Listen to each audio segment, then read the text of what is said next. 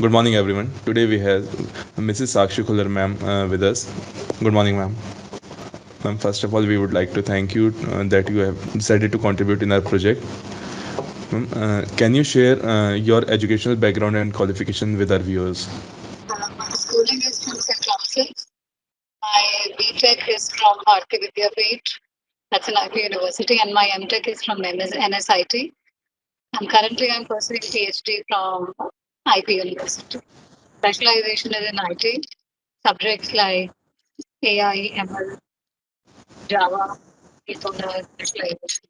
Ma'am, as you told us that you are pursuing your PhD along with your job, what are the complications that professors face? We face a lot of problem with time as far as time is concerned. Time management is very, very important. And balancing family, balancing office, balancing studies, which is PhD in itself is a very, very big challenge. So at times we have to take leaves from the college also. At time it's very difficult because we are teaching here, what we are teaching here is something very different. And what we are doing in PhD is something very different. And a lot of implementation, PhD is like co-research. We have to write research papers. And that's again another domain. Altogether, it's another domain. Ma'am, when you decided to do your PhD, what was the thought process? I wanted to do PhD because I wanted to continue learning. I didn't want to stagnate. Continuously reading subjects which are time and again the same subjects, that becomes really monotonous. I wanted to grow as a person. I wanted to grow as far as my knowledge is concerned. And I wanted to, IT always interests me. AI ML is something very interesting. I always had a keen interest towards AI ML, and particularly with the practical implementation, things get really better. Ma'am, although we know that PhD is considered of 3 years, but most people take 4 or 5 years to complete it. What is the estimated time? Can you share with our viewers? Ideally, if you're a full-time student, uh, what my university says, it varies from university to university. Like IITs, in IITs, if you go to IITs or NITs, they don't give you PhD so easily. Minimum time duration that you could spend in those institutes it is at least 5 years.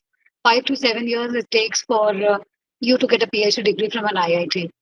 But as far as the state universities are concerned, the general norm is that if you are pursuing a full-time PhD, after 3 years, you can claim that your pre-submission. You can Okay. actually submit your thesis after 3 years. That's a norm in full-time.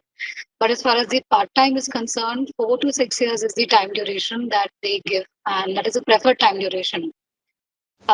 In my case also, because first year of the PhD that goes in preparation of the exams, and I think that is the we have their subjects that we have to study for the first year. So ideally, the PhD starts only after 1 year of coursework that we've completed. So 4 to 6 years is the time, estimated time that is given, standardized time that is there in any university, any state university or private for that matter. Ma'am, are you working on any project while pursuing your PhD, or you are doing research work? So my research work is more like a project work only because it's project come research.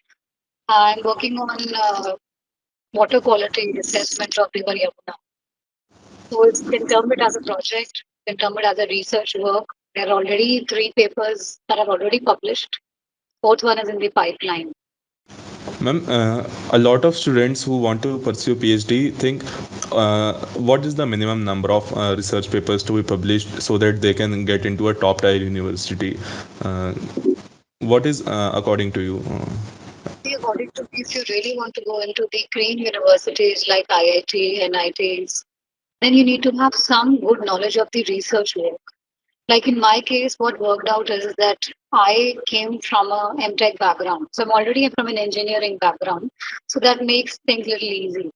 Now, because that I've already done M.Tech, that has exposed me to the research work and also the kind of papers that are written. Although my research work was only conference based, but that has given me some kind of knowledge. So I suggest students, if you're planning to do a research, I mean, if you're planning to go into PhD, then try to see, first of all, try to see what all research papers are available. First, you identify your interest area, where your area of interest lies, whether it is in software engineering, whether it is in AIML, whether it is in data science, whether it is in security. First, you find your interest area, then you read some research papers on it. So to start with, read conference papers because these are short papers and they are easy to understand. So once you read those conference papers, try to implement or basically try to give a survey of whatever you've studied so far. Try to make a literature survey. That is how to go about it. One or two papers, even a single paper can work at times. So there's no hard and fast rule that these many papers have to be there. Like in my case, mostly in many of the research like these colleges, they have an entrance test for PhD. So if you crack up first, papers is the second thing. First, you need to crack the entrance test for PhD. Like in my case, IB had an entrance test. I cleared that entrance test. And then later on, you have presentations in which you are proposing what you intend to do in your research work.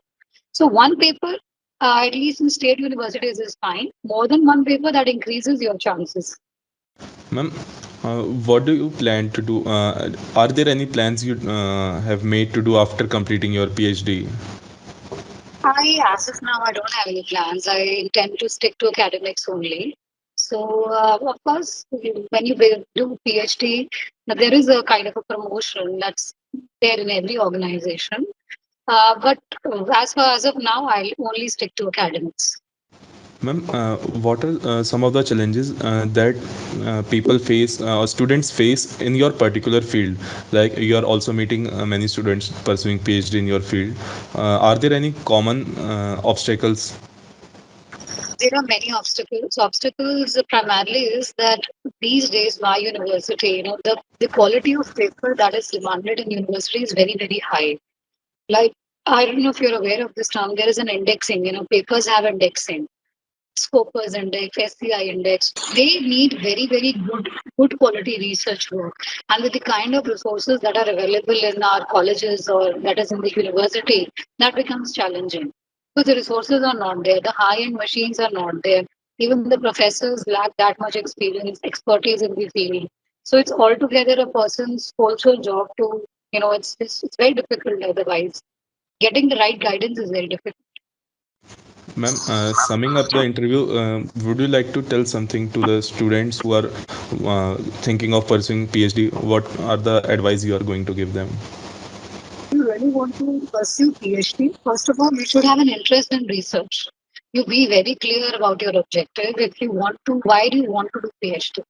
Whether it is your interest in PhD or you want to go into teaching for PhD.